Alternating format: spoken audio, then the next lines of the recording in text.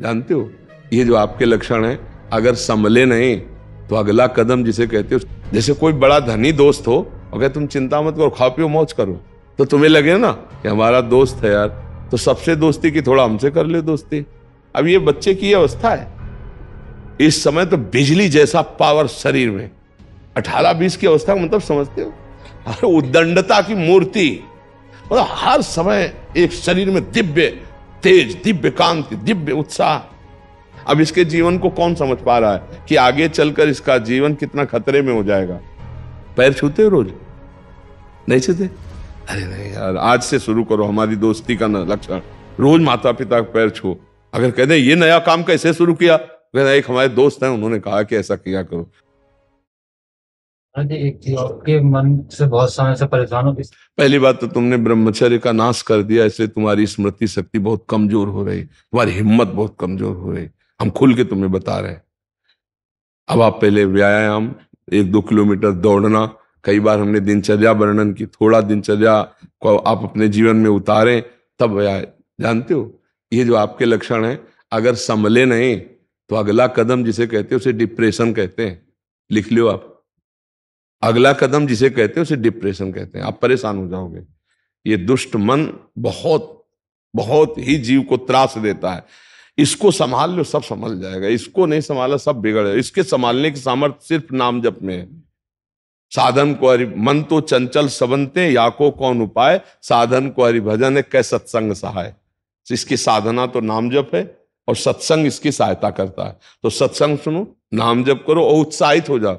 यार अपने दोस्त कोई अच्छा मिल जाए तो अपने उत्साहित हो जाते हैं। हम तुमसे दोस्ती कर रहे हैं, क्या परेशान हो रहे हो?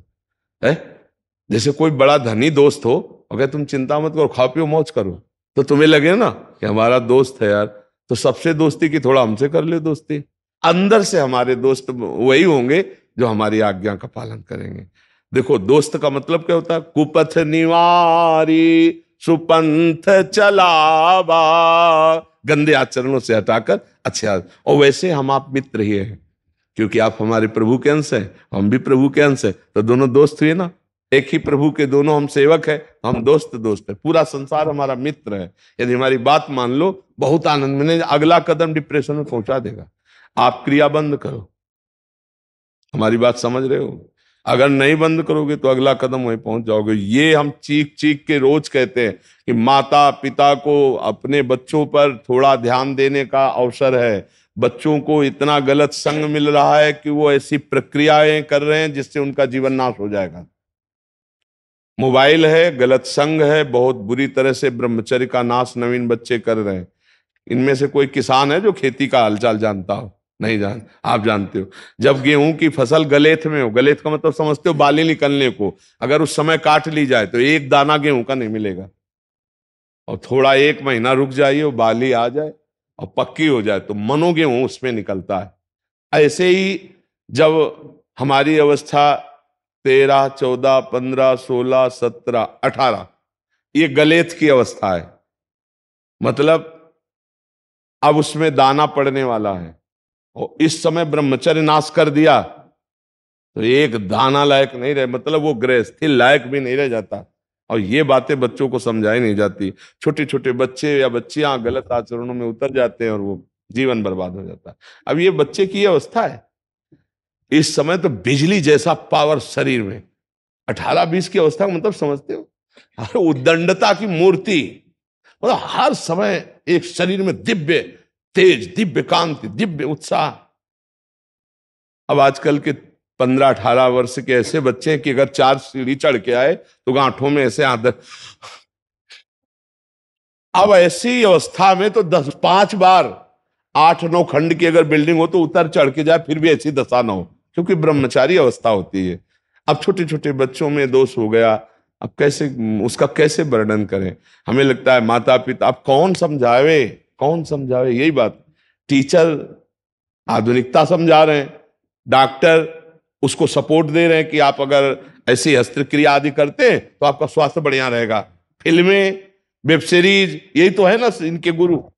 समाज के गुरु कौन है? यही तो देखने में मिलते। वो उपदेश कर रहे हैं भ्रष्टाचार की तरफ, व्यभिचार की तरफ।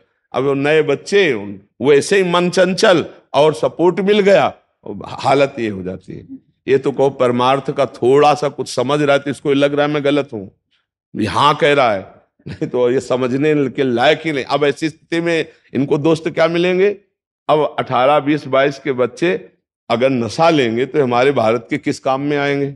ये शूरवीर योद्धा बनेंगे या माता पिता की सेवा करेंगे या ये अच्छे गृहस्थ होंगे?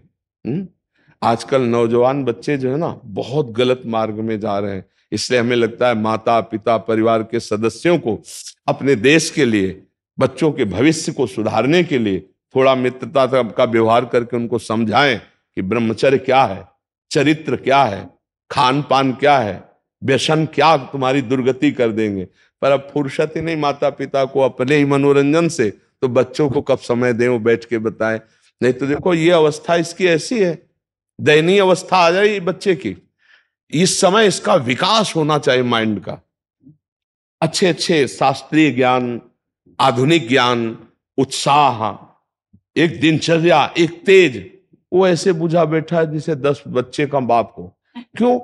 क्योंकि उसकी जीवनी शक्ति का ह्रास हो चुका है। आजकल नए बच्चों को देखो ना, वो इतने खुद टेंशन, इनको क्या टेंशन, अब बोलो क्या है टेंशन? ये टेंशन की अवस्था है। इस समय तो आनंद की अवस्था ले कि अच्छे अच्छे क्रीड़ाओं में भाग लेना, विद्या अध्ययन करना, परिवार को सुख देने वाले विचार करना। आगे मुझे किस, अब ये क्या सोचेगा आगे मुझे कहां जाना है? ना अध्यात्म और ना लौकिक पढ़ाई। अब इसके जीवन को कौन समझ पा रहा है कि आगे चलकर इसका जीवन कितना खतरे में हो जाएगा?